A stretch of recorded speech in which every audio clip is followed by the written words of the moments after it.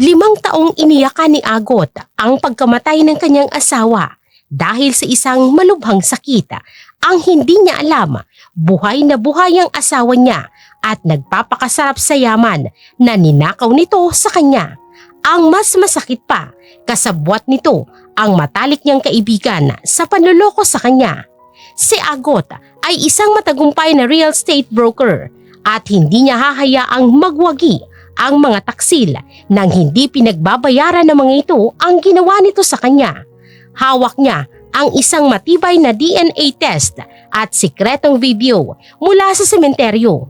Isang paghihiganti ang hihahatid niya sa dalawa. Ating pakinggan ang isa na namang kwentong inihahandog namin sa inyo ngayong araw na ito. Simulan na natin ang kwentuhan. Nakatayo si Agot sa harap ng puntod ng kanyang asawang si Ivan Nemeno. 5 taon nang nakalipas mula nang pumanaw ito dahil sa isang agresibong sakit sa utak. Mahigpit ang hawak ni Agot sa kanyang telepono habang kausap ang kinatawan ng bangko. Mabagot Nemeno. Tumawag po kami mula sa collection department. 50 milyon piso pa po ang natitirang balanse sa medical loan na kinuha nyo. Kailangan po nating maisettle ang penalty ngayong buwan. Nagpadala na ako ng 2 milyon kahapon. Sinabi ko naman sa inyo na paubos na mga naibenta kong lupa. Bigyan niyo pa ako ng 3 linggo. Huling extension na po ito, ma'am. Kapag hindi kayo nakabayad, mapipilitan po kaming i-foreclose ang huling property ninyo. Oo, naiintindihan ko. Gagawa ako ng paraan. Ibinaba ni Agot ang tawag. Ramdam niya ang matinding pagod dahil sa araw-araw na paghahanap ng pera. Nabaon siya sa utang dahil sa experimental treatment na ginawa sa kanyang asawa. Lumapit si Doktora Angelica de la Serna, ang doktorang nag-alaga kay Ivan na itinuring niyang matalik na kaibigan. Agot, okay ka lang ba? Ang putla-putla mo. Paano ako magiging okay, Angelica? 5 taon na simula nang mamatay si Ivan. Pero hanggang ngayon, binabayaran ko pa rin ang mga ginamit sa kanya. Paubos na ang lahat ng naipundar ko. Alam ko kung gaano kabigat yan. Gusto ko sanang tumulong sa mga bayarin mo pero alam mo naman kung saan napuntang lahat ng pera ko. Sa ospital, sa pag-research ng Luna sa virus. Ginawa ko lahat bilang doktor niya at best friend mo. Tumingin si Agot sa pangalan ni Ivan na nakaukit sa lapida. Si Angelica ang naging sandigan niya sa bawat pag-iyak simula nang mawala ang kanyang asawa. Alam ko yun. Pero minsan napapaisip ako. Saan napunta ang life insurance ni Ivan? Bakit wala man lang naiwan para sa amin? Agot, napag-usapan na natin to. Pinirmahan mo ang waiver. Na-donate na natin ng insurance money sa medical foundation ko para makatulong sa biktima ng virus. Yan ang gusto ni Ivan. Gusto niya maging bayani. Natahimik si Agot. Ang insurance payout ni Ivan napunta sa foundation ng doktora bilang donasyon na pinirmahan niya noon dahil sa matinding kalungkutan at manipulasyon. Bago pa siya makasagot ay dumating si Shalala, ang kanilang kwela at maingay na personal assistant. Hay nako, Ma'am Agot. Stress lang yan. Halika na at baka mahagad yung beauty mo rito sa sementeryo. Break time ko for today, Shalala. Sinamahan ko lang si Agot dahil alam kong death anniversary ngayon ni Ivan. Kailangan niya ng karamay. Karamay? Hutagabantay? Charot! Tara na nga, Ma'am Agot. May meeting ka pa mamayang hapon. Laging may duda si Shalala sa sobrang pagiging concern ni Angelica. Subalit pinipili na lamang nitong manahimik para sa kapakanan ni Agot. Sumakay sina Agot at Shalala sa kanilang sasakyan. Inabot naman ni Shalala ang isang makapal na folder. Naglalaman nito ng imbitasyon para sa isang exclusive business gala sa Batangas. Madam, may dumating kang VIP invitation. Exclusive property gala daw ito para sa mga top broker at big-time investors. Wala akong budget para umattend sa mga kanyang social event. Baka mangutang na naman ako niyan para lang may pambayad sa entrance. Madam, pakinggan mo muna ang bago kong chika. May bagong pasok na billionaire investor mula sa Singapore. Ang dami niya biniling lupain sa Batangas. Ito na ang chance mo para makabawi sa mga utang ni Sir Ivan. Sino na namang investor yan? Baka mamaya scam na naman yan. Eto madam ha, pakinggan mo. Legitimate na negosyante. Madam, ang pangalan niya ay Martin Turalde. Napatigil si Agot sa narinig. Ang pangalan yun ay ang mismong pangalan ng lalaking gumagamit sa identity ni Ivan. Ano?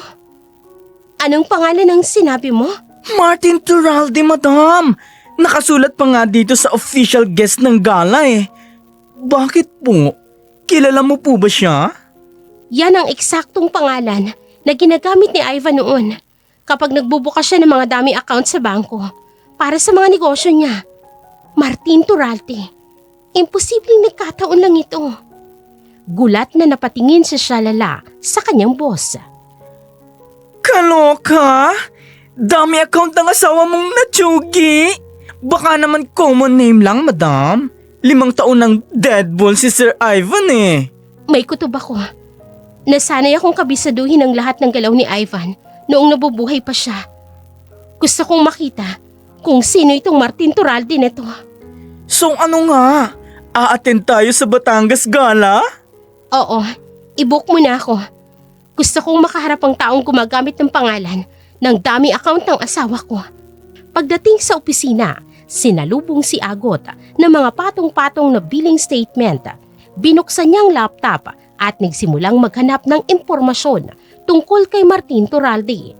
Ngunit puro pangalan lang ng kumpanya ang nakalabas. Shalala, pumasok ka nga rito sa opisina. Yes, my beautiful madam. Ano pong ipinag-uutos nyo? Wala akong mahanap na kahit na anong litrato ni Martin Turalde sa online. Gusto kong kontakin mo ang mga kakilala mong event organizer sa Batangas. Alamin mo kung may iba pang kumpanyang sasali. Naku madam, na-check ko na yan kanina. Umupo ka muna dito madam, bago ko sabihin ng chismis. Ang major sponsor ng Batangas Gala, kung saan pupunta si Martin Turalde, ay walang iba kundi ang medical foundation ni Dr. Angelica. Napatayo si Agot mula sa kanyang kinauupuan. Ano? Bakit mag-sponsor ang isang charity foundation sa isang property gala ng mga negosyante? Yun na nga ang hindi ko alam madam eh. Pero ang mas nakakaloka, si Dr. Angelica mismo ang magbibigay ng opening speech doon. Kanina lang sa sementeryo, hindi niya malang nabanggit sa akin na may pupuntahan siyang event sa Batangas. Bakit niya itatago to? Sabi ko naman sa iyo madam eh. Matagal na akong may bad vibes dyan sa best friend mo. Simula nung namatay si Sir Ivan, parang laging nakabantay sa bawat kilos mo. Siya ang gumamot kay Ivan at umalalay sa akin. Baka naman invited lang talaga siya at nakalimutan niyang sabihin. 5 taon ka nang binabaon sa utang, habang siya nagiging star sa mga charity events gamit ang insurance money ni Sir Ivan. Gumising ka nga madam. Bago pa man makasagot si Agot, tumunog ang kanyang telepono. Nakita niya ang pangalan ng kanyang mapanglait na biyanan na si Madam Caridad Nemeno. Huminga siya ng malalim bago ito sagutin. Hello, Mama Caridad. Huwag mo akong tawaging mama. Tinatawagan kita para ipaalala sa'yo na bukas na ang deadline ng binabayaran mong lupa sa probinsya. Kapag nakuha yun ng bangko, ipapahiya kita sa lahat ng mga kakilala natin. Ginagawa ko pong lahat para makahanap ng pera. Nag-aalok po ako ng mga properties kahit sa malalayong lugar para lang magkaroon ng komisyon. Kasalanan mo kung bakit nabaon sa utang ang pamilya natin. Kung naging mabuti kang asawa, hindi sana ma-stress si Ivan at hindi siya tatamaan ng sakit na yon. Ibinigay ko na po ang lahat para maipagamot si Ivan. Ibinenta ko ng mga sarili kong ari-arian para lang matustusan ang treatments niya. At anong nangyari? Namatay pa rin siya. Siguraduhin mong mababayaran mo ang lahat ng yan. Hindi ko hahayaang mapunta sa wala ang pangalan ng mga Nimeno dahil lang sa kapabayaan mo. Pinatay ni Madam Caridad ang tawag. Nanginginig ang mga kamay ni Agot habang ibinababa ang telepono. Madam, ano na namang pasabog ng biyanan mong akala mo may-ari ng buong Pilipinas? Wala siyang ibang ginawa kung hindi isumbat sa akin ang pagkamatay ni Ivan. Parang gusto niyang bayaran ko yun habang buhay. Madam, tama na ang pagiging martir mo, no? Ihanda mo na ang isusuot mo bukas. Pupunta tayo sa Batangas. Hahanapin natin si Martin Turalde na yan para makakuha tayo ng malaking investment. Kinuha ni Agot ang folder ng imbitasyon. Tinitigan niya ang pangalan ng event. Ang kalungkutan sa kanyang dibdib ay mabilis na napalitan ng determinasyon. Hahanapin ko siya, Shalala. Sasagutin niya ang lahat ng tanong ko. At titingnan ko rin kung ano talaga ang ginagawa ng best friend kong si Angelica sa lugar na yun. Kapag nalaman ko may itinatago siya sa akin, hindi ko to palalampasin. Nakarating sina Agot at Shalala sa isang marangyang resort sa Batangas. Napapaligiran sila ng mga negosyante at matataas na tao sa lipunan. Suot ni Agot ang isang eleganteng pulang bestida habang nakasunod naman sa kanya si Shalala. Taray ng aura natin ngayon, madam mo. Hindi halatang lubog tayo sa utang. Para kang Donya na mag-a-award ng lupa sa mga magsasaka. Kailangan nating magmukhang kagalang-galang, Shalala. Maraming malalaking isda dito. Baka dito din natin mahanap ang solusyon sa mga problema natin. At baka dito rin natin mahanap ang multo ng nakaraan mo. Ready ka na ba, madam? Ready ka na ba talagang makita ang Martin Turalde na yan? Handa ako. Wala na akong ibang choice, kundi harapin kung ano man ang naghihintay sa atin dito. Nagsimula na ang programa sa loob ng malaking banquet hall. Umakyat sa stage ang host at ipinakilala ang major sponsor ng event. Naglakad patungo sa entablado si Doktora Angelica de la Serna. Nakangiti ito at mukhang iginagalang ng lahat. Magandang gabi sa inyong lahat. Ang aming foundation ay lubos na nagpapasalamat sa inyong suporta. Ang mga donasyon mula sa events na ganito ay tumutulong sa pag-aaral ng mga lunas sa malalang sakit. Para ito sa mga taong nawawala ng pag-asa. Aba, ang galing din palang mag-speech ng best friend mo, madam. Pang-famas ang aktingan. Ang bait-baitan. Yan ang pera ni Ivan. Ang perang dapat sana ay naging proteksyon namin. Pero napunta sa foundation niya. Huwag kang magpapahalata, madam, na naiinis ka. Baka makita tayo rito ng doktora na yan. Matapos ang speech, bumaba si Angelica at nakipag-usap sa mga bisita. Pilit na iniwasan ni Agot na magsalubong sila. Nagpa siya si Agot na pumunta muna sa bar area para kumuha ng inumin. Habang nakatayo sa gilid si Agot, narinig niya ang isang pamilyar na boses mula sa kanyang likuran. Isang boses na 5 taon niya nang hindi naririnig pero hinding-hindi niya makakalimutan. I want the papers signed by tomorrow. I don't like delays when it comes to my investments. Dahan-dahang lumingon si Agot. Nakita niyang isang lalaki na nakatalikod habang kausap ang isang organizer. Ang tindig nito, pati na ang paggalaw ng kamay habang nagsasalita ay pamilyar. Ivan, Madam? Sinong Ivan? Hoy, okay ka lang ba, madam?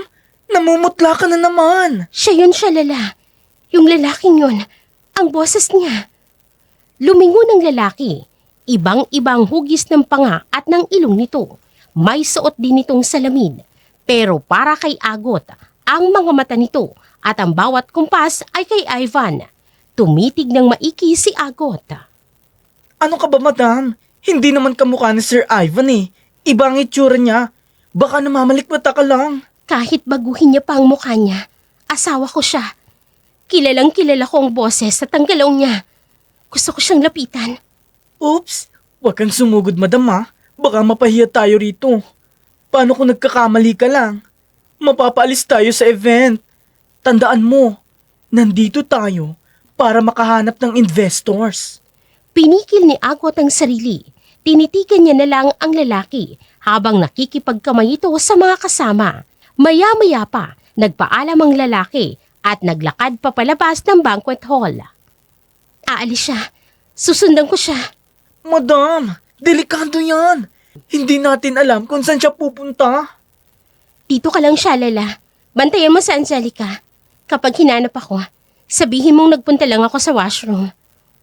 Palihim na sinundan ni Agot ang lalaking nagngangalang Martin Turalde. Lumabas ito sa main building at naglakad patungo sa pribadong villa ng resort. Madilim ang daan at tanging mga garden lights ang nagbibigay ng liwanag. Make sure the perimeter is clear. I don't want anyone disturbing me tonight. Yes, Mr. Turalde.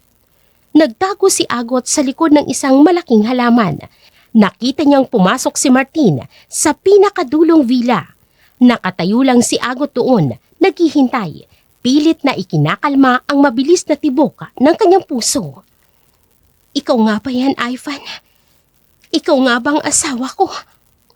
Bago pa man makalapit si Agot sa pintuan ng villa, may narinig siyang mga yabag na papalapit. Isang babae na nagmamadaling naglalakad patungo sa parehong villa. Lumingali nga ang babae bago mabilis na binuksan ang pinto at pumasok ito sa loob. Angelica? Halos tumigil ang pag-ikot ng mundo ni Agot. Ang mismong best friend niya ay palihim na pumasok sa villa ng lalaking hinihinala niyang asawa niya. Nagtago si Agot sa gilid ng malaking bintana ng villa. Bahagyang nakabukas ang makapal na kortina, kaya kitang-kita niya ang loob ng kwarto. Rinig na rinig din niya ang boses ng dalawa. You did great tonight, babe. Wala nakahalata na ikaw si Ivan ni Meno. Siyempre, gumastos tayo ng malaki sa Singapore para sa bagong mukhang ito. Kumusta naman ang asawa ko? Pinapahirapan mo ba si Agot sa mga utang? Oo naman. Umiiyak pa nga kanina sa sementeryo eh. Ang daling utuin. Napunta sa foundation ko lahat ng insurance money niya. At wala siyang kaalam-alam na tayo ang gumagamit nito. Nakita ni Agot ang mahigpit na pagyakap ni Angelica kay Martin. Naglapat ang kanilang mga labi at matagal silang naghalikan.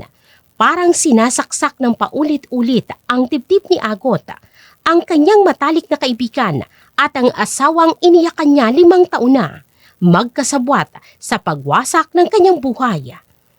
Mga hayop kayo! Akmang susuguri ni Agot ang pinto nang maramdaman niyang may humila sa kanyang braso. Paglingon niya, nakita niya si Shalala.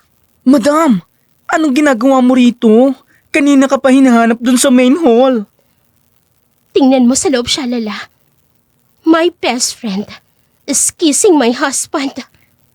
Sumilip si Shalala sa siwang ng pinto.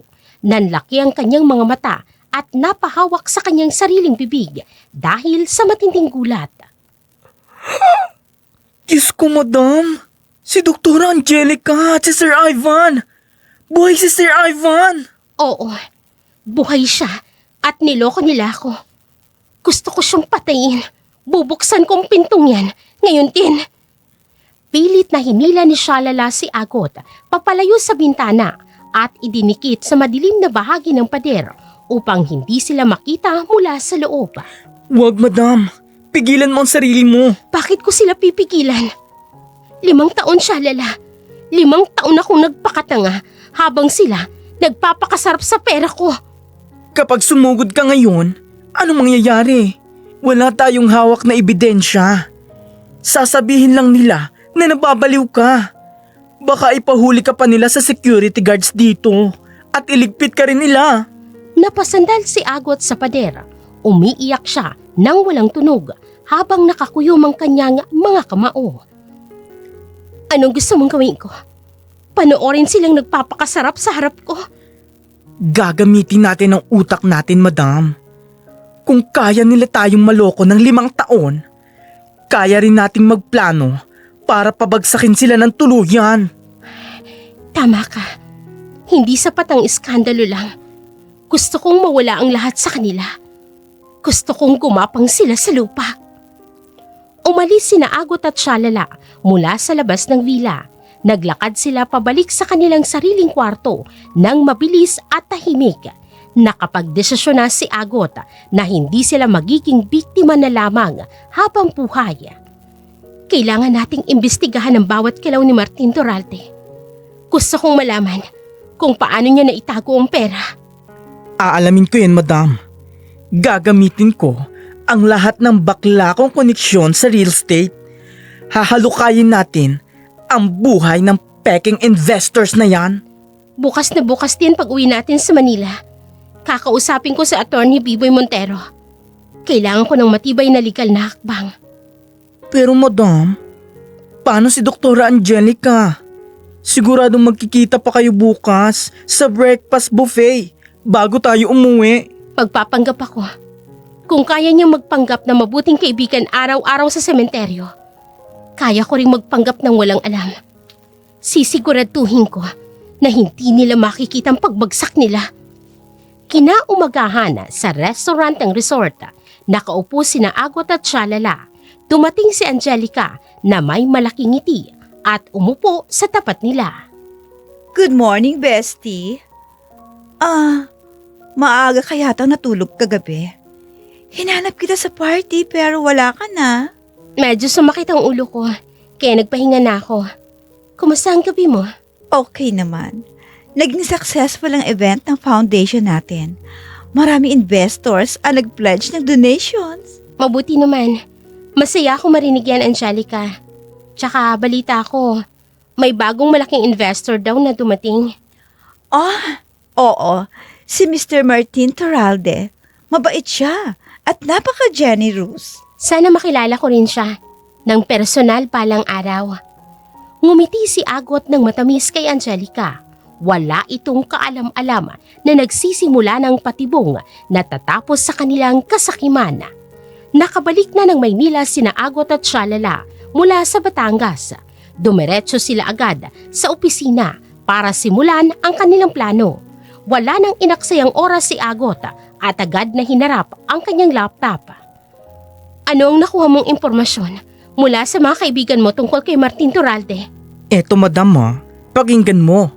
Ginamit ko ang buong powers ko sa mga baklang nagtatrabaho sa bangko at sa Registry of Deeds. Kaloka ang mga nalaman ko, madam. Sabihin mo na, gusto kong malaman kung saan nanggagaling ang pera nila. Lahat ng pera ni Martin Torralde na pinambili niya ng mga lupa sa Batangas ay nanggagaling sa isang offshore account sa Singapore. Na-trace ng friend ko na ang account na yon ay binuksan 5 taon nang nakakaraan. Eksakto sa taon kung kailan namatay si Ivan. Korek ka dyan, madam! At ang initial deposit sa account na yon ay galing sa isang dummy corporation na madalas gamitin ng asawa mong natsugi noong nabubuhay pa siya. Ito yung ginagamit niya para magtago ng pera noong Napahigpit ang hawak ni Agot sa lamesa. Malinaw na sa kanya ang buong larawan ng panloloko ni na Ivan at Angelica. Kaya pala wala siyang iniwang pera para sa amin ng nanay niya. Inilipat niya lahat sa labas ng bansa bago siya nagpanggap na patay. mismo, madam. Tapos ang ginamit nilang pambayad sa mga hospital bills at sa foundation ni Angelica ay ang mismong life insurance mo. Kinamit nila ang pera ko para magpakasarap habang ako nagpapakahirap dito sa paghahanap ng pambayad sa utang. Kailangan nating gumawa ng paraan para makuha ang mga hawak nilang ari-arian. Paano, madam? Kilala ka ni Doktora Angelica. Baka makahalata yun kapag nakita ka niyang nakikipag-transact sa jowa niyang patay na nabuhay. Hindi akong haharap sa kanya. Iibahin ko ang itsura ko.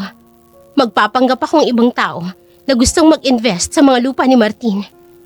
Biglang bumukas ang pinto ng opisina. Pumasok si Doktora Angelica, dala ang isang malaking basket ng mga prutas. Nakangiti ito ng napakatamis. Mabilis na itinago na siya lalang mga folder sa ilalim ng lamesa. Surprise! Dumaan ako para dalawin ng best friend ko. Nabanggit mo kasi kahapon sa Batangas na sumakit ang ulo mo. Kumusta ka na, Agot? Okay na ako, Angelica. Napagod lang siguro ko sa biyahe. Sa dami ng iniisip kong bayarin. Kaya nga dinalhan kita ng prutas para lumakas ka eh. Huwag ka kasi masyadong magpapagod. Nandito lang naman ako para umalalay sa'yo. Pilit na ngumiti si Agot. Gustong-gusto niyang sabunutan at kalad ka rin si Doktora palabas ng opisina. Ngunit pinigilan niya ang kanyang sarili. Kailangan niyang makipaglaro sa kaplastikan nito. Salamat talaga. Wala na akong ibang maaasahan kung hindi ikaw. Kumusta naman ang pag-sponsor mo sa gala kagabi? Nakahanap ka ba ng bagong donors ng foundation mo? Oo, sobrang successful. Si Mr. Martin Turalde. Yung sinabi ko sa'yo kanina, nag-pledge siya ng malaking halaga para sa mga research ng ospital namin. Ang bait naman niya. Balita ko, marami na siyang biniling lupa dito sa Pilipinas. Baka naman pwede mo siyang i-refer sa akin para mabawasan ang mga utang ko.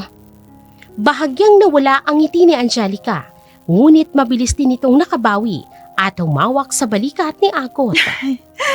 Naku, Agot, gustuhin ko man pero napaka-strict kasi ni Martin sa mga business partners niya. Gusto niya yung mga malalaking kumpanya ang katransak niya. Alam mo na, baka mapahiya ka lang dahil sa mga utang mo. Excuse me, Doktora. Top broker kaya itong si Madam Agot. Kahit bilyonaryo pa yang si Sir Martin, kayang-kayang i-handle yan ni Madam. Hindi naman sa minamalit ko si Agot. Nag-aalala lang ako sa kanya. Ayoko madagdagan pa ang stress niya, lalo na't hindi magandang record niya sa bangko ngayon dahil sa mga naiwang problema ni Ivan. Kumulo ang dugo ni Agot dahil sa kanyang narinig. Ginamit pa talaga ni Angelica ang pangalan ni Ivan para ipamukha sa kanya ang kanyang kahinaan. Huwag kang mag-alala, Angelica. Matatapos din itong mga utang ko. May mga bagong investors akong makikilala na sasagip sa akin. Oh, sana nga, bestie. O sige, mauna na ako. May meeting pa ako sa ospital eh. Magpahinga ka na, ha? Mag-iingat ka. Pagkasara ng pinto, napakuyom ng mahigpit ang kamao ni Agot.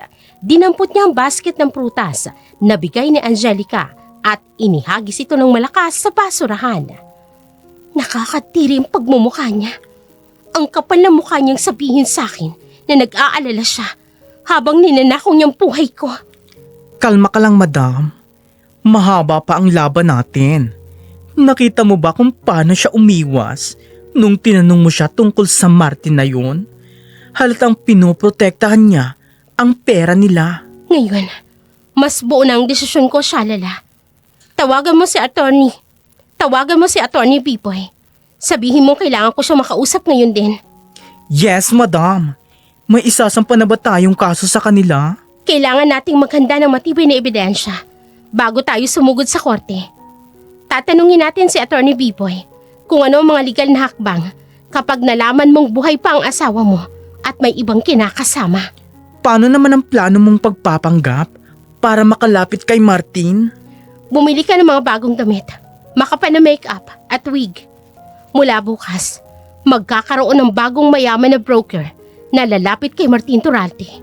At sisiguraduhin ko, sa akin niya ibibigay ang lahat ng pera niya bago ko siya ipahuli.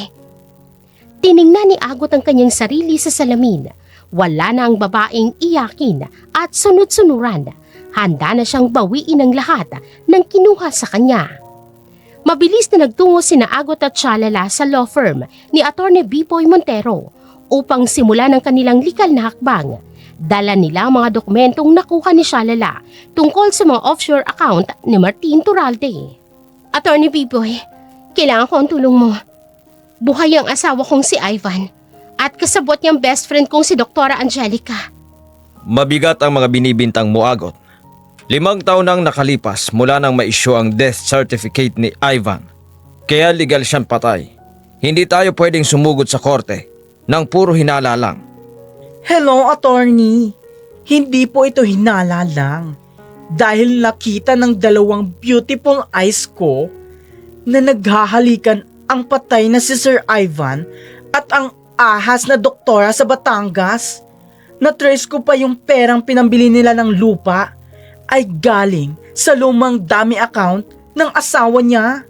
Kahit na, para makapagsampa tayo ng bigamy at fraud, kailangan muna nating ipawalang bisa ang kanyang death certificate. Kailangan natin ang testigong magpapatunay na peke ang pagkamatay niya.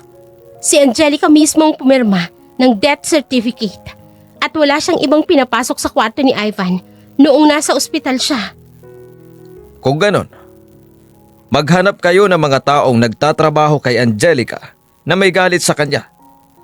Kailangan natin ng insider. Nagkatinginan sina Agot at Shalala.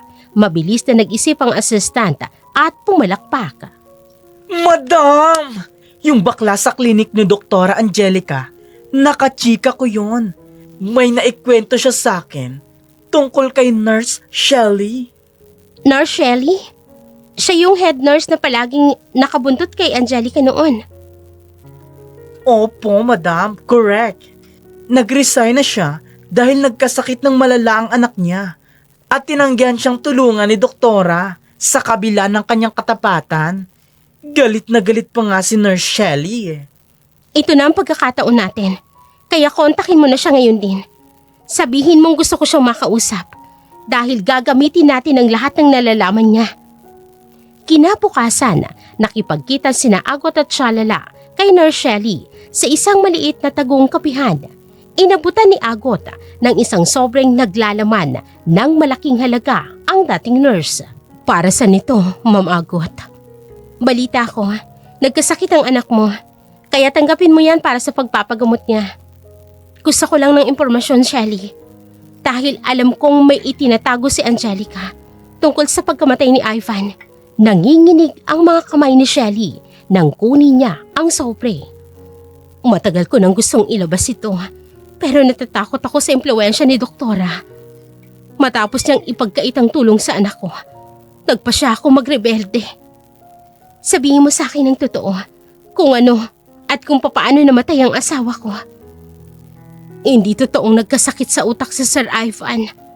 Pinalabas lang ni Doktora Angelica na may virus siya para walang magtangkang lumapit. Ang totoo, binigyan niya ng reseta sa Sir Ivan ng isang experimental drug. Kaloka? Anong gamot yan? Isa itong seryosong gamot na nagpapabagal ng tibok ng puso at paghinga para magbukang patay ang pasyente sa loob ng ilang oras. Yun ang ginamit niya para dayain ang death certificate. Kaya pala ang bilis niyang inasikaso ang pagpapalibing at ayaw niyang ipa-autopsy. Opo, Ma'am Agot. At bago ako umalis ng klinik niya, itinago ko ang resulta at ang medical records bilang ebidensya sakaling ilaglag niya ako. Dinala ko rito yun ngayon para ibigay sa inyo. Kinuha ni Shelley ang isang flash drive mula sa kanyang bag at iniabot ito kay Agot. Maraming salamat, Shelley. Ako na ang bahala sa natitirang bayarin ng anak mo sa ospital. Salamat po at mag-ingat kayo kay Doktora Angelica dahil wala siyang sinasanto pagdating sa pera.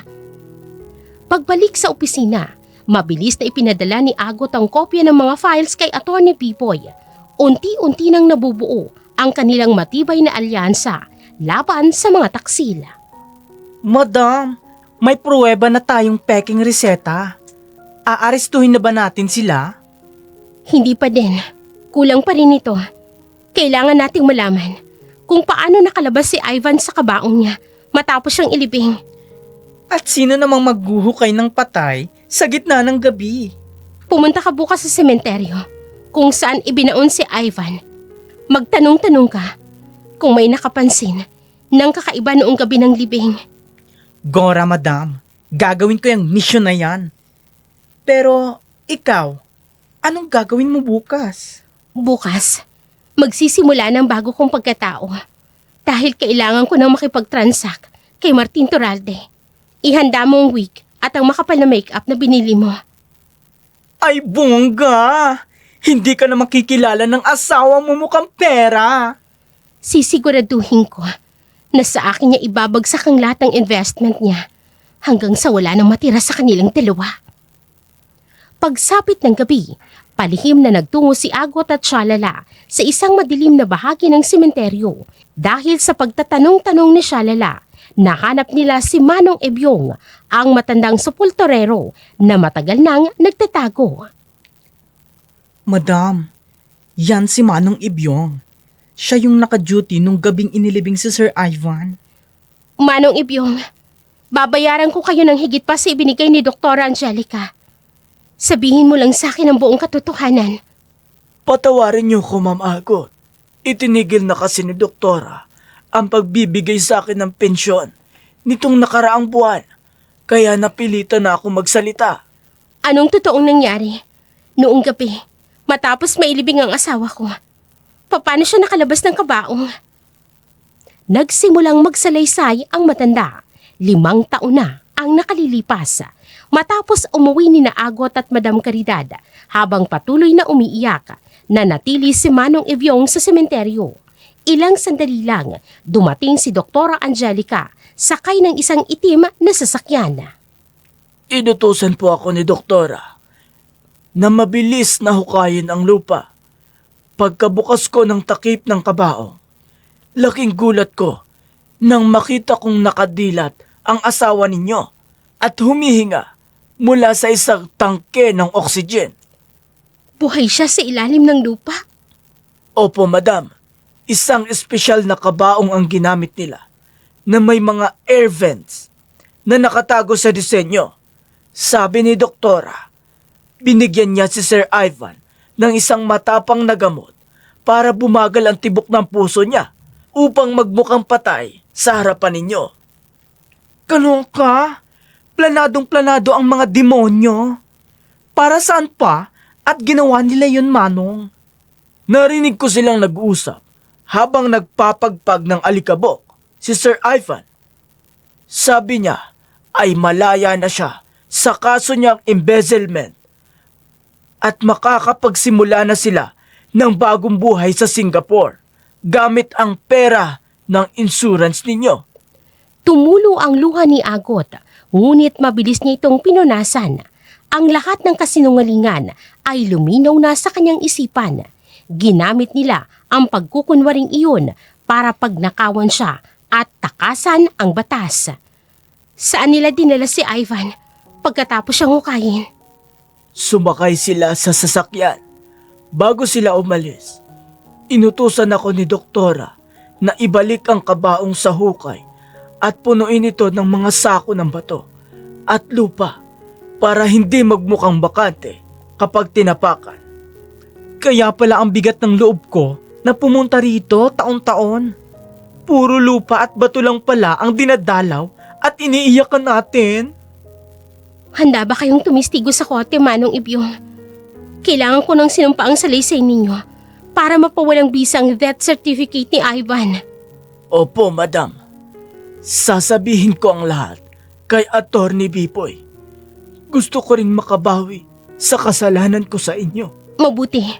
Magtatago na muna kayo sa isang safe house na ipinahanda ko para hindi kayo matagpuan ng Angelica habang binubuo natin ang kaso. Humarap si Agot sa puntod ng asawa na 5 taon niya nang iniyakan.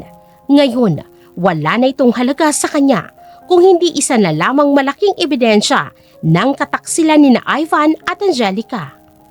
Kumpleto ng lahat ng kailangan natin, Shalala. May reseta tayo mula kay Nurse Shelley at may testigo tayo sa paghukay. Ngayon, oras na para ako naman ang maglaro. Ayan ang gusto ko, Madam. Ano ang unang step natin na pasabog bukas? Bukas, makikilala na ni Martin Turalde ang bago niyang investor.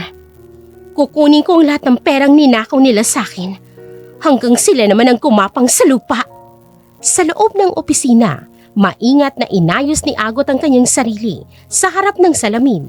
Suot niya ang isang elegante, ngunit lumang estilo ng bestida. Makapal ang make-up, malaking salamin at isang blonde na wig. Nakatayo sa kanyang likuran si Shalala at tuwang-tuwa sa resulta ng kanilang ginawa. Wow! Pak na pak ang aura natin, Madam. Tinalbog mo ang lahat ng donya sa Pilipinas. Yang makapal mong make-up at yang Blondie mo na wig. Hinding-hindi ka makikilala ng asawa mong mukhang pera. Siguraduhin mo lang na maayos ang pagkakakabit niyan, Shalala. Isang maling galaw ko lang sa harap ni Ivan. Babagsak ang buong plano natin. Huwag kang mag-alala, madam. Kinausap ko na ang manager ng hotel kung saan kayo magkikita.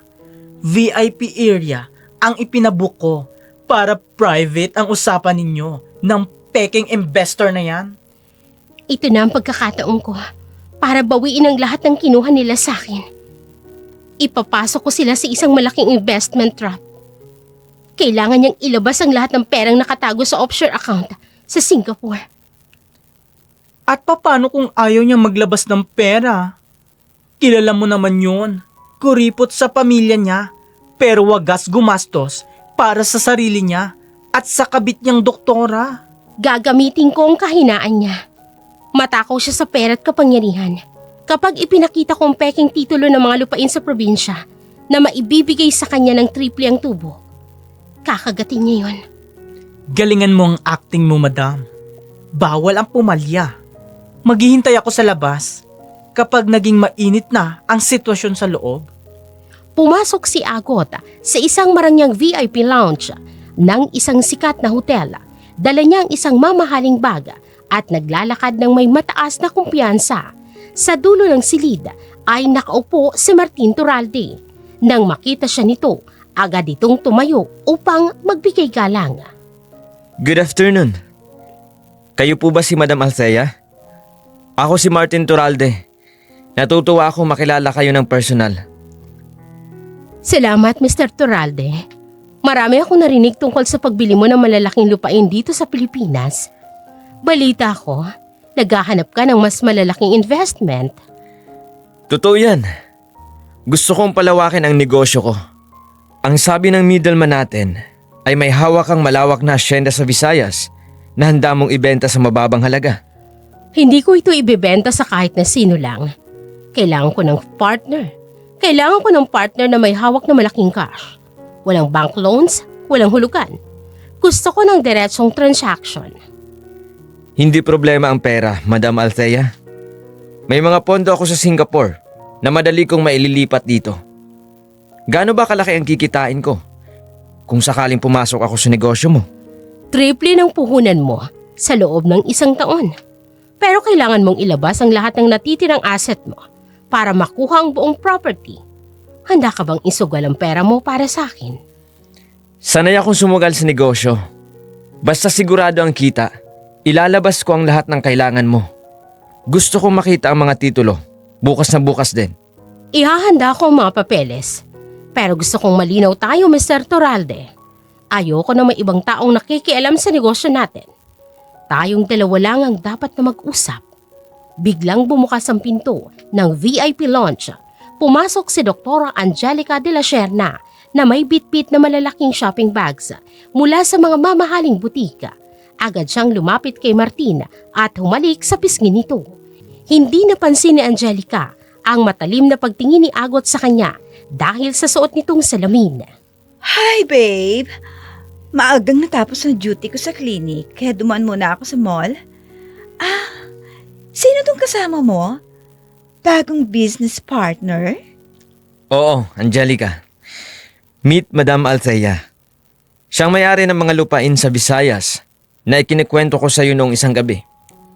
Madam Althea, ito naman si Dr. Angelica, ang partner ko. Partner sa negosyo o partner sa buhay? Hindi nabanggit ni Mr. Turalde na may kasama pala siyang doktora sa mga transaksyon niya sa lupa. Ako nag-aalaga sa lahat ng kailangan ni Martin. Wala kaming itinatago sa isa't isa pagdating sa pera at sa lahat ng bagay. Kaya kung ano man ang negosyo ninyo, kasali ako doon. Ganun ba? Nakakatuwa naman ang samahan ninyong dalawa. Sana lang ay hindi nakakasira sa negosyo ang pagiging masyadong pakialamera sa mga bagay na hindi naman linya ng isang doktora. Nagulat si Angelica sa diretsong sagot ng kaharap.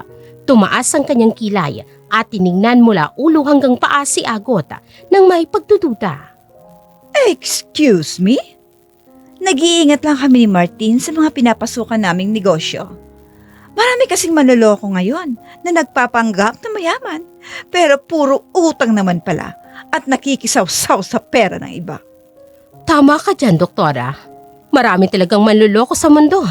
Yung iba nga, nagpapanggap pang mabuting tao para lamang makapagnakaw sa mga inosente. Kaya mas gusto ko ng malinis na transaksyon nang walang sapit. Huwag na kayong magtalo sa harap ko. Angelica, magpahinga ka na muna doon sa kabilang table. Tinatapos na namin ni Madam Althea ang kasunduan namin para sa asyenda. Okay, babe. Sabi mo nice meeting you, Madam Althea. Sana maging maganda ang takbo ng negosyo nyo.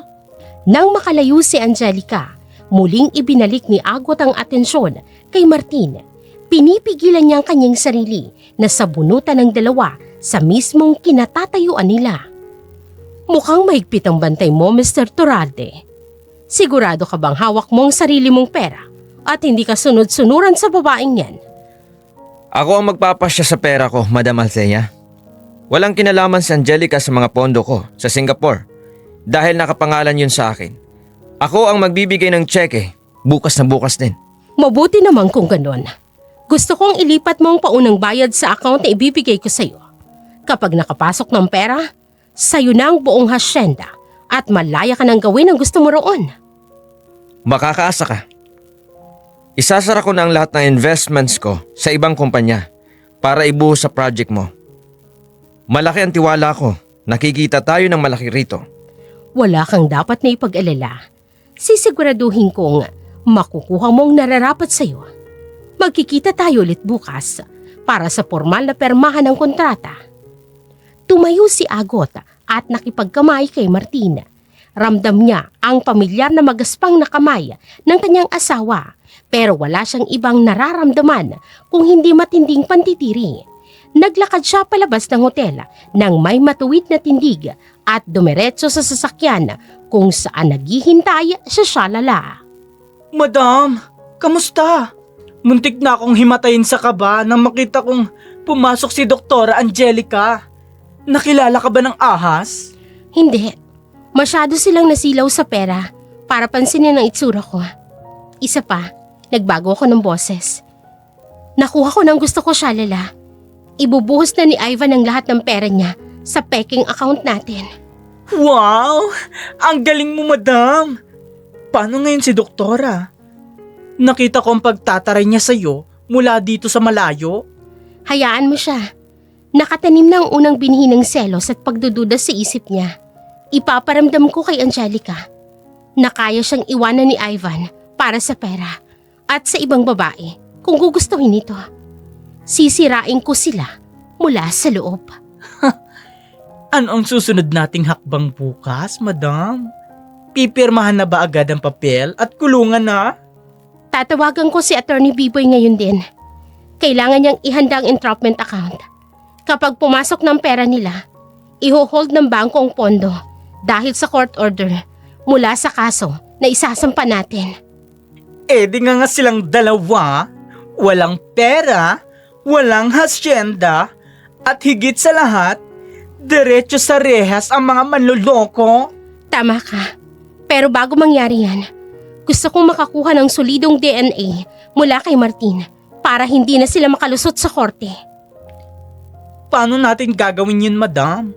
Hindi ko naman pwedeng piliting dumura sa baso yung tao. Bukas, magpapainom ako ng kape sa permahan ng kontrata. Kukunin ko ang basong gagamitin niya para ipatest ni Attorney Biboy. Tapos na ang pag-arte, Shalala. Oras na para simulan ang pagbagsak nila. Dumating si Agot sa isang pribadong conference room ng hotel. Suot niyang muli ang kanyang blonde na wig, makapal na make-up bilang Madam Althea. Inilatag niya mga peking titulo ng lupa sa ibabaw ng mesa. Ilang minuto lang, pumasok si Martin Turalde na bakas ang pananabik sa mukha nito. Good morning, Madam Althea. Maaga ako dahil gusto ko nang matapos ang transaksyon natin ngayon. Gusto ko ang mga taong mabilis kausap. Nasaan si Dr. Angelica? Akala ko ba palagi mo siyang kasama sa mga negosyo mo? May emergency siya sa ospital ngayon. Tsaka sinabihan ko siyang huwag na munang sumama rito. Tama ka. Mas maganda kung tayong dalawa lang ang mag-uusap para walang ibang nakikialam sa negosyo natin. Mabuti naman at nakikinig ka sa akin. Umupo ka. Tingnan mo ang mga dokumentong yan. Binuklat ni Martin ang peking titulo. Kuminang ang mga mata nito dahil sa nakikitang potensyal na kita. Perfect! Ipinasok ko na ang buong pondo ko sa account ay binigay mo kahapon. Lahat ng assets ko mula sa Singapore ay nandyan na. Kailan ko pwedeng simulan ang pagpapagawa ng resort sa Visayas? Kapag napirmahan mo na ang kontrata sa harap ko. Pero bago yan, gusto muna kitang alukin ng kape. Ipinatimpla ko ito lalo na para sa ating pagkikita. Iniusog ni Agot ang isang malamig na baso ng iced coffee palapit kay Martin. Kinuha ito ni Martin at walang pag-aalinlangan na uminom. Sigurado ka ba talaga sa negosyong ito, Madam Althea? Ibinuhos ko na ang lahat ng pera ko mula sa kumpanya ko sa Singapore. Wala na akong natitirang pondo kung sakaling magkaproblema ito. Wala kang dapat ipag-alala. Ang mga lupang ito ay nakapangalan sa lahat ng aking pamilya. Bukod doon, gusto ko ang determinasyon mo. Pareho tayong malakas sumugal pagdating sa pera. Sanay akong makuha ang gusto ko. Lahat ng desisyon ko sa buhay para sa ikabubuti ko. Kahit na may mga taong masaktan, Sa negosyo at sa buhay, walang personalan. Ang mahalaga, ikaw ang nakatayo sa dulo. Akin ang ballpen. Pipirmahan ko ng huling pahina ng kasunduan natin. kinuha ni Martin ang ballpen at mabilis na pinirmahan ang mga peking dokumento. Inabot niya ito pabalik kay Agot. Kinuha rin niya ang baso ng kape at tuluyan ang inubos ang laman nito.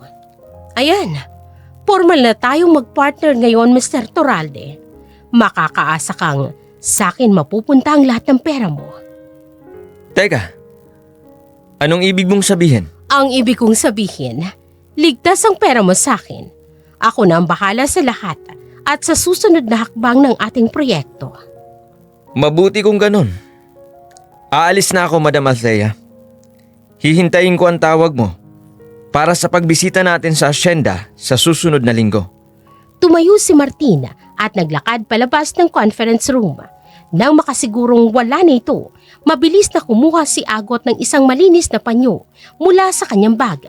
Binalot niyang baso na ininuman ni Martina at maingat na inilagay ito sa loob ng isang Ziploc bag. Tapos lang maliligayang araw mo, Ivan. Nakuha ko ng lahat ng kailangan ko mula sa'yo. Sa isang maingay na bar sa kabilang bahagi ng lungsod, nakaupo si Shalala, kaharap ang isang lalaking may katandaan na. Ito ay si Kuya Jess, ang dating security guard ng sementeryo, kung saan ibinaon si Ivan. 5 taon na ang nakalipas. Kuya Jess! Ang tagal kitang hinanap. Buti na lang at nasagap ka ng radar ko sa mga baklang parlorista na dito ka na pala nagtatrabaho. Sino ka ba? Bakit mo ako hinahanap? Wala akong utang sa'yo. Wala nga. Pero ako ang magbibigay ng pera sa'yo ngayon. May gusto lang akong bilhin mula sa'yo. Yung video, 5 taon na ang nakalilipas. Nanlaki ang mga mata ni Kuya Jess. Mabilis itong lumingali nga sa paligid upang tingnan kung may nakikinig sa kanila. Hindi ko alam ang sinasabi mo. Umalis ka na bago ako magtawag ng gwardiya dito. Huwag ka nang mag-deny, Kuya Jess. Alam ko ang sekreto. Binayaran ka ni Doktora Angelica para burahin ang CCTV at dashcam footage sa paligid ng sementeryo noong hinukay nila ang kabaong ni Ivan Nemeno. Papatayin ako ng doktorang yung kapag nagsalita ako. Malaki ang binayad niya sa akin para manahimik. Ipinangako niya na tutulungan niya ang pamilya ko. Pero bigla niyang itinigil ang pagpapadala ng pera noong 1 taon. Ayan na nga ang sinasabi ko. Ginagamit ka lang ng ahas na yon, Kuya Jess. Naglabas si Shalala ng isang makapal na sobrang naglalaman ng pera at inilapag ito sa lamesa. Eto, mas malaki yan kaysa sa binigay sa'yo ng doktora na yon. Alam ko ring naging matalino ka bago mo binura ang video. nag-save ka ng kopya sa personal mong cloud drive para may hawak kang alas? Tiningnan ni Kuya Jess ang sobre. Kinuha niya ito ng mabilis at ibinulsa. 5 taong kong itinago yon. Natakot ako nang makita ko ang lalaking inilibing na biglang bumangon mula sa kabao. Nang gabing yon, kinopya ko ang video mula sa dashcam nang nakaparadang sasakyan doon bago ko tuluyang sinira ang kamera. Nasaan na ang kopya, Kuya Jess? Ibigay mo sa akin ngayon din para matapos na ang usapan natin. Naglabas si Kuya Jess ng kanyang telepono at isang maliit na flash drive mula sa kanyang bag. Ipinasok niyang flash drive sa kanyang cellphone at naglipat ng file. Nandito na ang buong video. Kitang-kita rito ang mukha ni Dr. Angelica at ng asawang namatay habang nag-uusap sila at umalis. Iniabot ni Kuya Jess ang flash drive kay Shalala. Salamat, Kuya Jess, ha? Magtago ka na rin muna dahil baka balikan ka ng doktorang yon kapag pumutok ang issue. Aalis na ako papuntang probinsya. Bukas sa bukas din. Mabilis na umalis si Shalala sa bar. Hawak niya na ng mahigpitang flash drive na magpapatunay sa kasinungalingan ng isang peking kaibigan at ng taksila na asawa. Kinabukasan, sa opisina ni Atty. B-Boy Montero, magkakasama sina Agot, Shalala at ang abogado. Ipinatong ni Agot ang ziplock bag na naglalaman ng baso sa ibabaw ng lamesa. Atty. B-Boy, nandyan ang basong ginamit mismo ni Martin Turalde kahapon. Nandyan ang laway niya. Pwede na nating ipa-DNA test yan para ikumpara sa mga naiwang gamit ni Ivan sa bahay. Kinuha ni Atty. Biboy ang ziplock bag at maingat itong tiningnan. Magandang trabaho, Agot. Ipapasa ko ito agad sa laboratorio ngayong hapon. Kapag nag-match ang DNA, may sapat na tayong ebidensya para patunayan na iisang tao lang si Ivan at Martin. Inilabas naman ni Shalala ang flash drive at iniabot ito sa abogado. At eto pa ang pasabog, attorney. Nakuha ko na ang video mula kay Kuya Jess, yung dating guard ng sementeryo. Kitang-kita dyan kung paano nila hinukay at nilabas si Sir Ivan. Isinalpak ni Atty. Biboy ang flash drive sa kanyang laptop at binuksan ang file. Pinanood nilang tatlo ang malinaw na video ng ginawang krimen ni na Ivan at Angelica. Ito ang kailangan natin para makakuha ng court order. Dahil dito, maipa-freeze ko kaagad ang lahat ng bank accounts ni Martin Turalde at Angelica de la Serna bago pa nila mapansin na wala silang nakuhang titulo ng lupa mula sa iyo. Ibig sabihin, hawak ko na ang lahat ng pera nila ngayon? Oo. Ang pondong inilipat ni Martin sa account mo ay nakahold na sa bangko. Hindi niya na yun mababawi. Bukas na bukas din, isasampa ko na ang petisyon para sa paghukay ng puntod ni Ivan upang patunayang walang laman ang kabaong. Paano ang tungkol sa mga kasong kriminal? Kailan natin ihaharap sa korte? Inihahanda ko na ang kasong bigamy at fraud. Isasabay natin ito sa mismong araw ng kanyang grand property launch. Sisiguraduhin kong nandoon ang mga pulis para direktang arestuhin silang dalawa matapos mong ilabas ang ebidensya. Napangiti si Agot. Unti-unti nang natutupad ang kanyang mga plano. Nakuha ko ng pera sa kanya. Nakuha ko ng ebidensya. Ang susunod ko namang sisirain ay ang relasyon nilang dalawa. Paano mo naman gagawin yun, madam? Pareho na silang babagsak sa kulungan. Gusto kong magdusa muna sila bago sila makulong. Gusto kong maranasan na Angelica ang sakit na naranasan ko nang malaman kong niloloko ko ng asawa ko. Tataniman ko siya ng matinding selos. Ay, bongga! Gagawa tayo ng eksena! Babalik ako bilang Agot mamaya. Magkikita kami ni Angelica at ipapaalam ko sa kanya na may ibang babaeng pinagkakagastusan si Martin Turalde. Hahayaan kong ang mismong kabit ang sumira sa kapwa niya kabit. Inayos ni Agot ang kanyang mga gamit at tumayo. Handa na siyang harapin si Angelica para sa susunod na yugto ng kanyang malupit na paghihiganti. Nagkita sina Agot at Doktora Angelica sa paborito nilang restaurant. Nakangiting lumapit si Angelica na may bitbit na isang maliit na bote ng gamot. Bestie, kanina pa kita hinihintay. Umorder ako ng paborito mong pagkain. At heto, dinalhan kita ng special vitamins na galing sa kliniko. Vitamins? Para sa naman yan, Angelica? Maayos naman ang pakiramdam ko. Napapansin ko kasing madalas kang mapagod at namumutla nito mga nakaraang araw. Baka masyado kang nagpapagod sa pagbebenta ng lupa. Para sa mga utang mo, inumin mo yan araw-araw para lumakas ang resistensya mo. Alam ni Agot na hindi simpleng vitamins ang ibinigay ni doktora, kung hindi isang slow-acting drug na itinisenyo para unti-unti siyang magkasakit ng natural at tuluyan na siyang mapatahimik. Napaka-thoughtful mo naman talaga. Sige, iinumin ko ito mamaya pag uwi ko. Inumin mo na ngayon ang unang tableta. Gusto kong makitang inaalagaan mo sarili mo. Ayoko matulad ka kay Ivan na pinabayaan ng kalusugan kaya maagang nawala. Kumulo ang dugo ni Agot, ngunit nanatili siyang kalmado. Kumuha siya ng tableta mula sa bote at nagkunwaring isinubo ito. Sabay inom ng tubig, ngunit palihim niya itong itinago sa ilalim ng kanyang dila. Ayan, nainom ko na. Masaya ka na ba? Maraming salamat talaga sa pag-aalaga mo sa akin. Wala yun. Gusto ko lang palagi kang ligtas at nasa mabuting kalagayan. Nang makalingat si Angelica para tawagin ang waiter, mabilis na iniluwa ni Agot ang tableta sa kanyang panyo.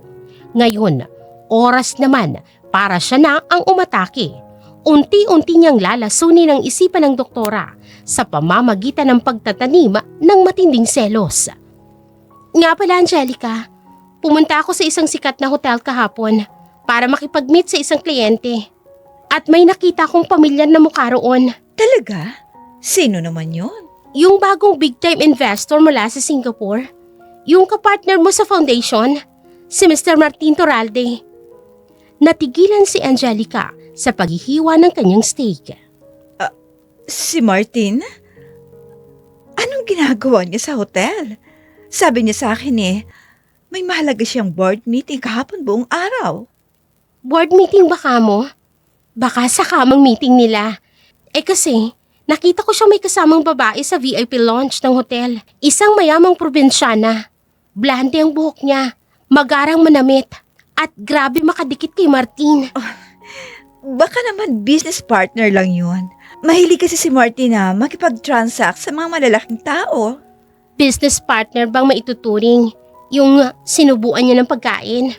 Tapos nung naglalakad sila palabas, nakaakbay pa si Martin sa bewang ng babae. Mukhang ibubuhos yata ni Martin lahat ng pera niya sa babaeng yun Makikita ang unti-unting namumula ang leeg ni Angelica sa pinipigilang galit. Sigurado ka ba sa nakita mo, Agot? Baka naman namamalikpata ka lang dahil sa stress. Malinaw ang mga mata ko, Angelica. Kilala ko ang mga ganitong klase ng lalaki. Gagamitin lang nila ang mga babaeng malapit sa kanila. Tapos kapag may nakitang mas mayaman at mas may pakinabang, iiwan din nila sa ere. Kaya mag-iingat ka dyan kay Martina yan. Baka perahan ka lang yan tapos ipagpalit ka rin agad. Hindi ganun sa akin si Martin. Kilala ko siya ng lubusan. Yan din ang akala ko noon kay Ivan. Pero tingnan mo, nag-iwan lang siya ng sandamakmak na utang sa akin bago siya namatay. Ang mga lalaki, pare-pareho lang. Kung ako sa'yo, i-check mo ang bank accounts niya kung nandun pa ang mga pondo niya. Balita ko kasi, inilipat niya na raw lahat ng pera niya sa account ng babaeng blonde na yun. Biglang tumayo si Angelica. Hindi na nito maitago ang pagpapanik sa kanyang boses. Naging matagumpay ang plano ni Agot na pag-awayin ng dalawang taksil at sirain sila mula sa loob. Excuse me, may biglang emergency pala sa ospital. Kailangan ko nang umalis ngayon din. Oh, hindi mo na tatapusin ang pagkain mo? Sayang naman. Next time na lang. Ubusin mo yung vitamins mo, ha?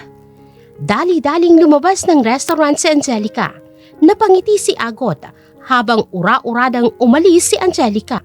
Sa loob ng isang pribadong opisina, pumasok si Angelica na galit. Naabutan niya si Martin na nag-aayos ng mga dokumento. Ibinagsak ni Angelica ang kanyang bag sa ibabaw ng mesa. Sino yung babaeng kasama mo kahapon sa hotel? Yung blondie na mukhang probinsyana? Ano bang problema mo, Angelica? Kakapasok mo pa lang. Naninigaw ka na agad? Si Madam Althea yon. Siya ang katransak ko sa isang malaking lupa sa Visayas. Katransak sa lupa? O bagong kabit mo? Nakita raw kayo ni Agot sa hotel.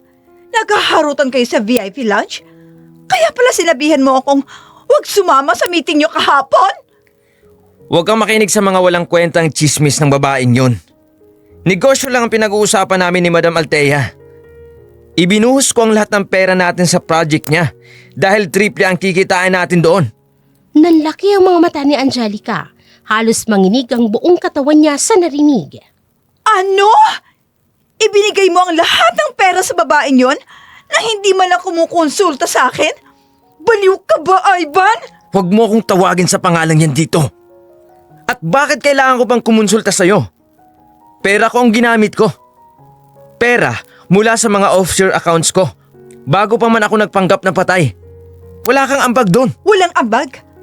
Ako ang nagligtas sa'yo mula sa kulungan. Ako ang nagbigay sa'yo ng gamot.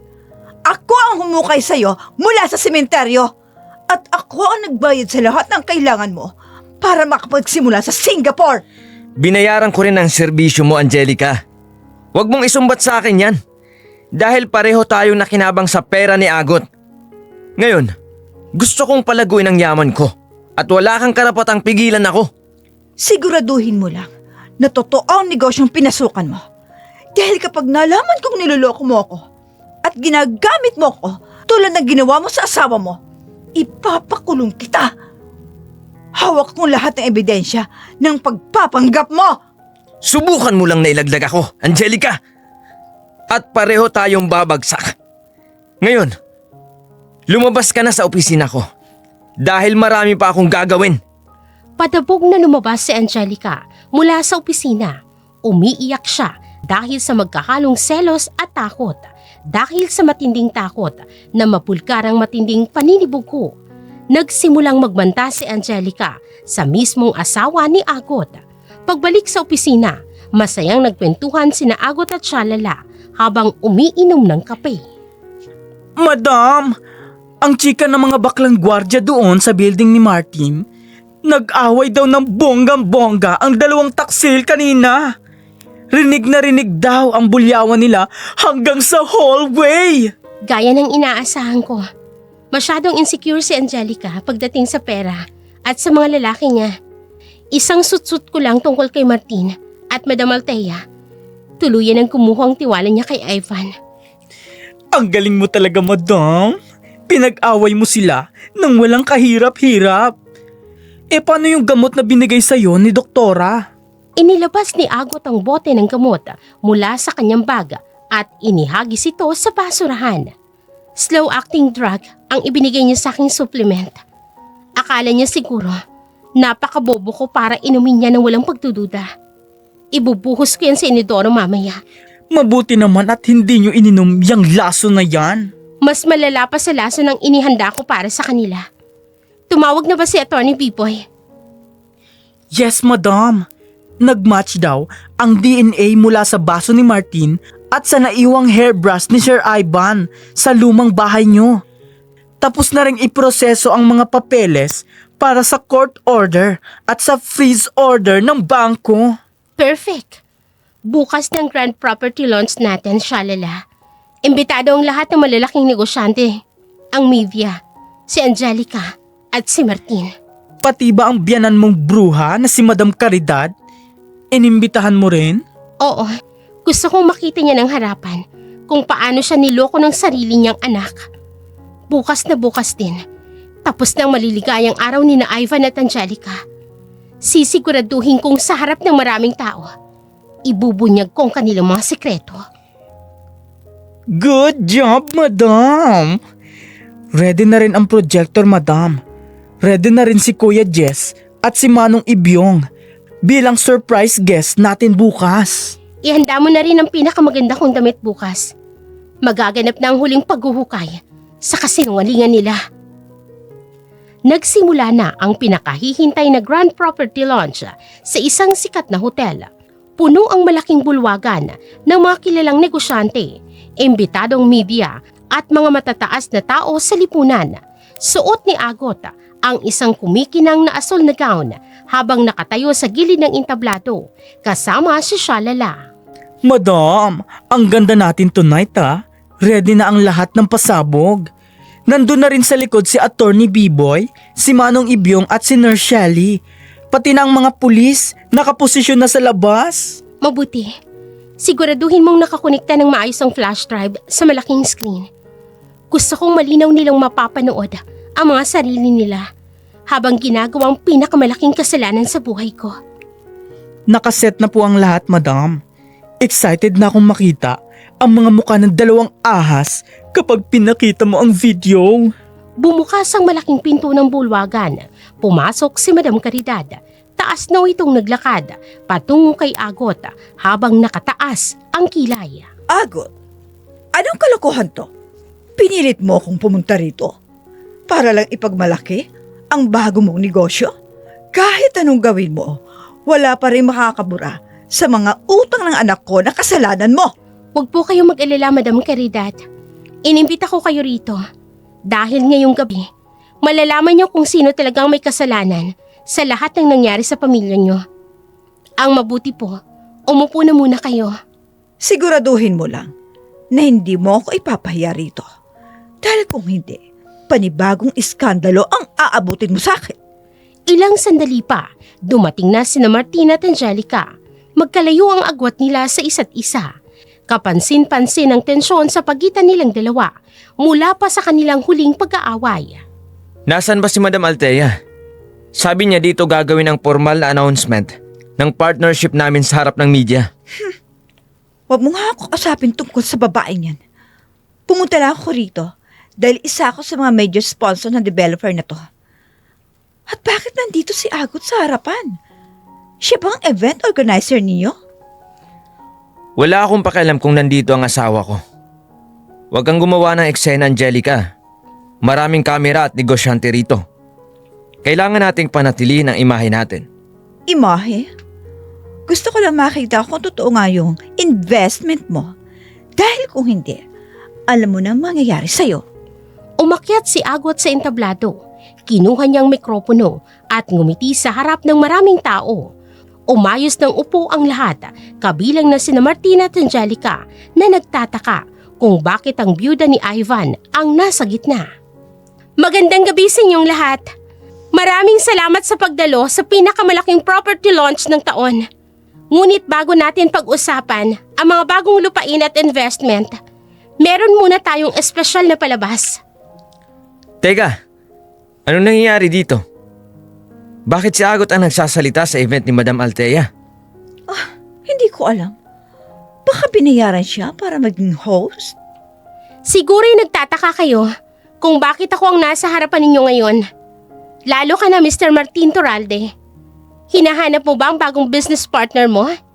Hinahanap mo ba si Madam Althea? Kinuha ni Agot ang isang pamilyar na blonde na wig mula sa likod ng podium. Itinaas niya ito upang makita ni Martina. Nanlaki ang mga mata ng lalaki at napatayo mula sa kanyang kinauupuan. Ikaw? Ikaw si Madam Althea? Paano nangyari to? Surprise, Ivan.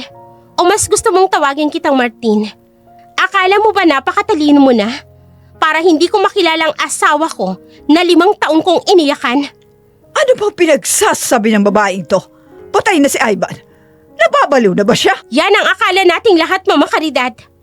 Ang totoo, matagal na tayong niloloko ng sarili niyong anak at matali kong kaibigan na si Dr. Angelica.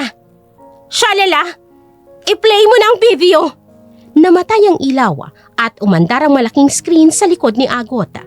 Ipinakita nito ang malinaw na dashcam video kung saan naghuhukay sa sementeryo si Manong Ibyong habang pinapanood siya ni Dr. Angelica. Maya-maya pa, bumangon mula sa kabaong si Ivan na humihingal. Nagsigawan at nagbulungan ng mga tao sa loob ng bulwagan. Anak ko? Ivan?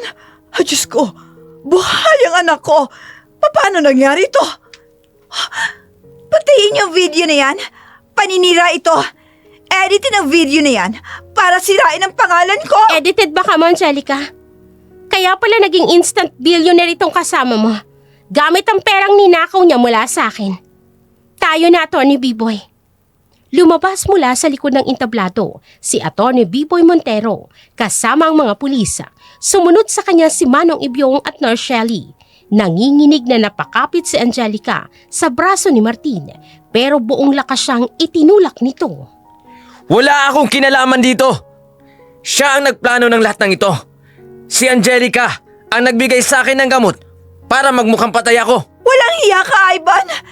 Pagkatapos kitang iligtas mula sa kulungan, ilalaglag mo ako ngayon? Ikaw ang nagnakaw ng pera ng kumpanya at ginamit mo ako para makatakas ka. Magsigawan kayo at magturuan hanggang gusto nyo. Pareho kayong babagsak.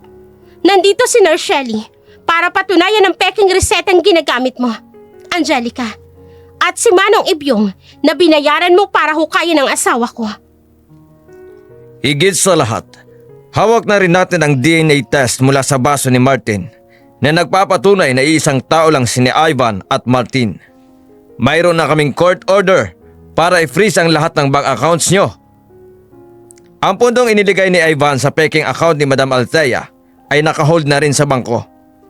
Kinuha mo ang pera ko, Agot? Ibinalik ko lang lahat ng yaman ko mula sa Singapore para sa investment na yon. Pera ko yun, Ivan. Pera mula sa insurance na ninakaw nyo. Pera mula sa mga lupang ibinenta ko para bayaran ang mga utang mo. Ivan, bakit ginawa mo ito? Bakit mo hinayaang magdusa ako at babaw sa utang ang asawa mo habang nagpapakasarap ka sa ibang bansa? Mama, pakinggan mo ako. Kinailangan kong gawin yon para hindi ako makulong noon sa kasong embezzlement. Kailangan kong magtago. Para magtago at magpakasarap kasama ang kabit mo. Kinuha niyo ang lahat sa akin. Ngayon, kukunin ko ang kalayaan ninyo. Atty. B-Boy, ituloy niyo na. Mga opisyal, maaari nyo na silang arestuhin para sa kasong fraud, falsification of public documents at bigamy. Mabilis na lumapit si Angelica at akmang sasabunutan si Agot. Ngunit bago pa man siya makadikit, nakatanggap na siya ng isang napakalakas na sampal mula kay Agot. Napaatras ang doktora at napahawak sa kanyang namumulang pisngi. Yan, para sa pagpapanggap mo bilang matalik kong kaibigan sa loob ng 5 taon. Sa bawat pag-iyak ko, palihim mo pala akong pinagtatawanan. Sinundan niyo ni Agot ng isa pang malakas na sampal na halos magpatumba sa doktora. At yan, para sa pagtatangka mong lasunin ako kahapon. Hinding-hindi mo ako maluloko kahit na kailan. Pagsisisihan mo to, Agot. Hindi pa tayo tapos. Sisirain kong buhay mo. Ay, tapos na, doktora. Baka gusto mo pang makatanggap ng sampal galing sa akin. Mga sir, pusasan nyo na ang mga ahas na yan bago ko pa kalbuhin yan. Mabilis na inaresto ng mga pulis sina Ivan at Angelica. Pilit na nagpupumiklas si Ivan habang sumisigaw, habang si Angelica patuloy na nagmumura. Umiiyak namang napaupo si Madam Caridad dahil sa labis na kahihiyan at sakit ng dibdib. Agot, parang awa mo na. Asawa mo pa rin ako. Bawiin mo ang mga kaso at ibibigay ko sa iyo ang lahat ng natitira kong pera. Matagal na akong nabalo, Ivan. Wala na akong asawa. Dalhin niyo na yan! Pinanood ni Agot ang pagkaladkad ng mga pulis sa 2 taong sumira ng kanyang buhay. Hinarap niyang tulalang bisita. Maraming salamat sa inyong pagdalo. Tuloy pa rin ang property launch. Mula ngayon, ang kumpanyang ito ay tatakbo sa malinis na paraan. Enjoy the party! Bumaba si Agot ng entablado nang may ngiti at tagumpay. Ramdam niya ang gaan sa kanyang dibdib. Sa wakas, ang hustisya na matagal niyang inasama ay tuluyan niya nang nakamita. Nakatayo si Agot sa labas ng rehas ng presinto. Nakasuot ng kulay kahel na uniforme sina Ivan at Angelica. Kapansin-pansin ang pangingitim ng ilalim ng mga mata ni Angelica habang nakayuko naman sa isang sulok si Ivan. Kumusta ang unang gabi sa bago ninyong bahay? Masarap ba ang tulog ninyo? Agot, parang awa mo na. Ilabas mo ako rito. Hindi ko kaya sa loob. Wala na akong pera. Kinuha mo na ang lahat sa akin. Kinuha ko lang kung anong sakin, Ivan. Binayaran ko ang mga utang mo ng 5 taon. Naranasan kong magtago sa mga naniningil dahil sa'yo. Ngayon, ikaw naman ang magbabayad sa mga kasalanan mo sa batas. Huwag kang magmalaki, Agot.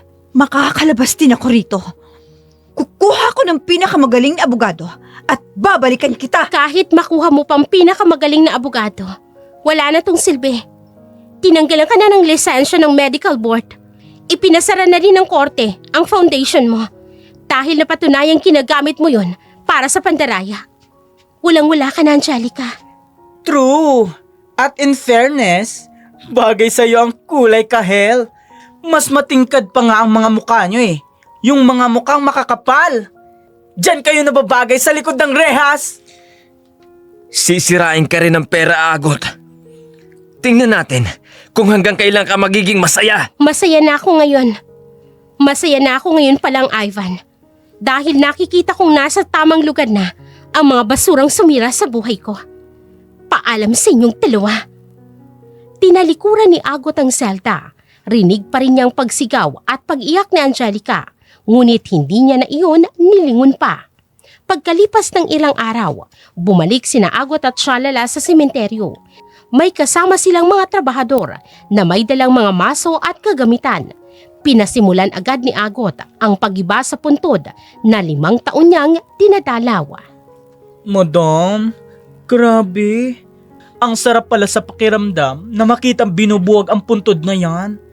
Dati-rati, iniiyakan natin yan ng wagas. Wala na akong luhang sasayangin para sa kanya.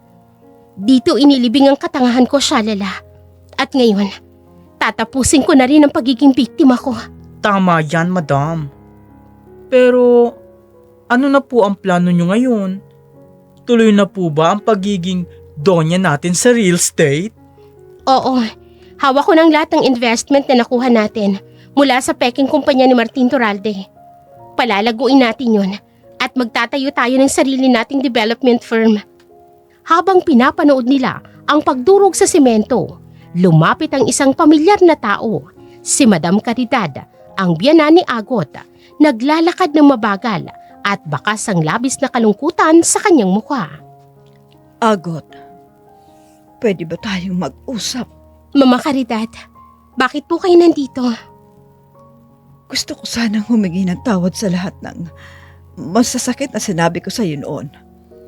Wala akong kaalam-alam na ang sarili ko pang anak ang manloloko sa ating dalawa. Napakasama kong biyenan sa iyo. Naiintindihan ko po kayo. Pareho lang tayong naging biktima ni Ivan.